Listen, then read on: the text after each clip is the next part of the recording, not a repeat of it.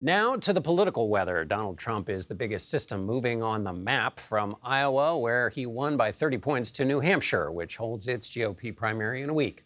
Only 3 candidates are left in the field, but they are not all equal.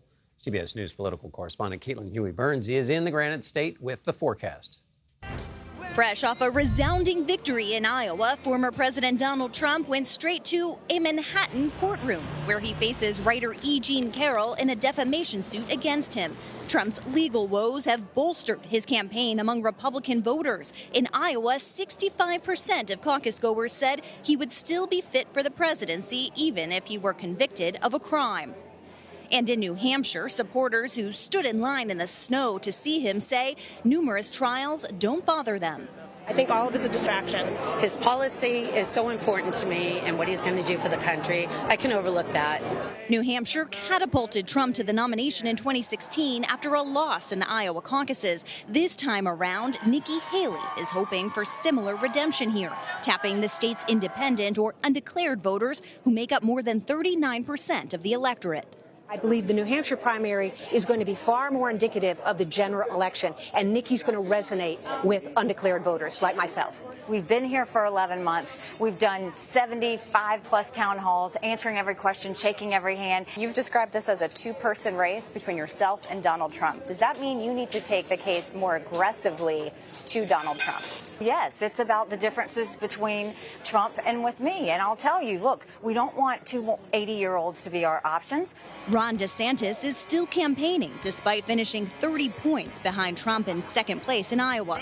The Florida governor went to Haley's home turf in South Carolina, trying to blunt her momentum.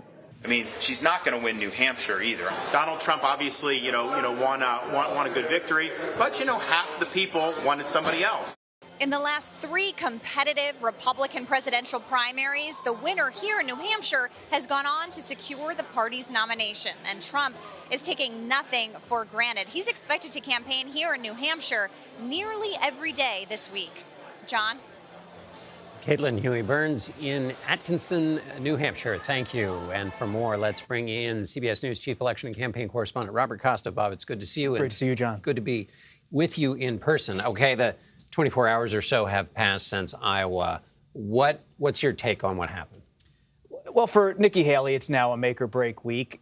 The problem for her campaign at this point is that there's no longer a debate this week, and the debates of how she's gotten traction in the past few months. So it's hard to see how she really begins to consolidate her coalition of traditional Republicans, independents, maybe some Democrats in New Hampshire in the coming days without a signature moment like a debate. But New Hampshire's a flinty state, as you know, and they might just want to do the opposite of Iowa. Right. Signature moment. One of the ways you can do it is debate, as you said, and the other is you can get noticed. And one thing she could do to get noticed is say, I worked with former President Trump. I was in his cabinet, and he is unfit. I asked her twice on CBS Mornings if she thought he was unfit, and she gave an answer that went in many different directions other than just saying yes.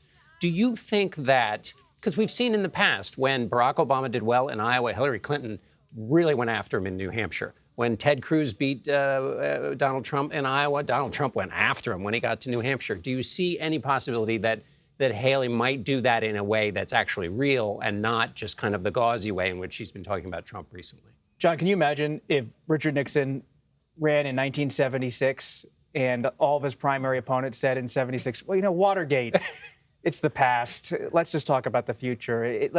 President Nixon had his time, and we'll let him figure that out on his own. We had the former president of the United States in court today in New York in the E. Jean Carroll defamation case, and it wasn't a talking point for Florida Governor Ron DeSantis or Nikki Haley. That is indicative of where this race stands. They want to make a generational argument that it's time for the Republican Party to move in a new direction, but it's notable they don't want to make a character argument, and they also don't want to make an ideological argument. Watergate, schmottergate. It's a great analogy. Interestingly, also, we know what Nikki Haley looks like. She's been talking about it's a two-person race, which is, she's trying to make that the case, which it isn't yet. But we know what it looks like when she runs a two-person race because we saw how she attacked Ron DeSantis when that was, and she was so much more tough on him than she has been on Donald Trump. Let me ask you this: President Trump, as you and I have talked about, former President Trump has highlighted these court appearances, and he's used them to great political effect. But once we get into a general election, how does that work? Normally in campaigns, you You campaign to your base and then move to the middle. How do you move to the middle on a courthouse, all of these different cases? It's interesting, John, talking to some of Trump's advisors up in Iowa over the past few days. They don't believe that the cases on January 6th on classified records are necessarily going to play out exactly how Democrats might hope. For one, President Biden and his advisors can't be talking about active cases on a federal level while the president is the president of the United States. The Justice Department is running these cases. So it's not like they can weaponize January 6th in a legal way. But you are seeing the president get out there and talk about, in his speech at Valley Forge and elsewhere, about democracy. So the Biden White House and the Biden campaign are trying to rev up the issues of January 6th character, conduct, the Constitution, but not go straight at the legal cases, because Trump keeps making the case falsely that these are some kind of political persecution against him, and the Biden people don't want to lean into that at all. Let me go back to Iowa for just 1 second, which is this idea that it was a small turnout.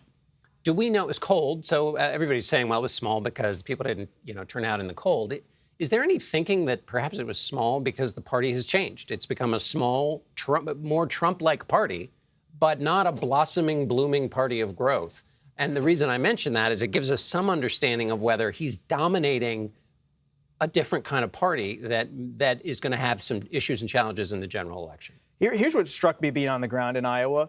It's not about Trump dominating the party, in my view, as a reporter. It's about Trumpism or grievance politics or nationalism. That's the dominant force in the party. It's not like they're trying to just embrace Trump again as a person or as a character.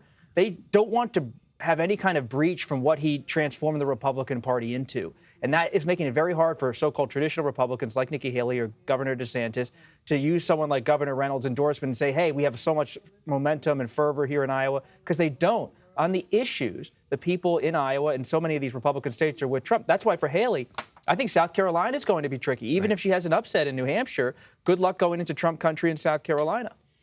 Just briefly, so in this case, Iowa is not an idiosyncratic state that's terribly different from the rest of the party. It often is, but I don't think this time. That's right. That's exactly what I was looking for. Bob Costa, thanks so much. Thanks, John.